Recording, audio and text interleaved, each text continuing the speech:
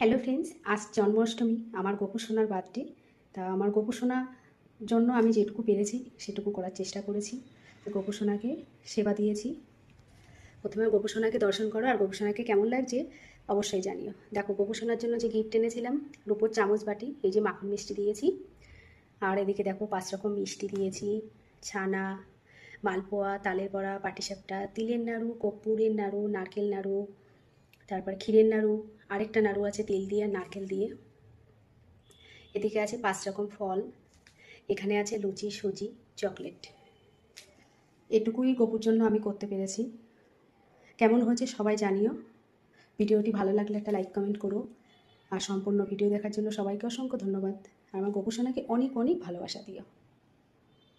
শুভ জন্মাষ্টমীর অনেক শুভেচ্ছা। ভগবানের কাছে একটাই প্রার্থনা, সবার জীবনে সুখ শান্তি সমৃদ্ধি আয় উন্নতি ভগবান শ্রীকৃষ্ণের কৃপায় ভরে উঠুক।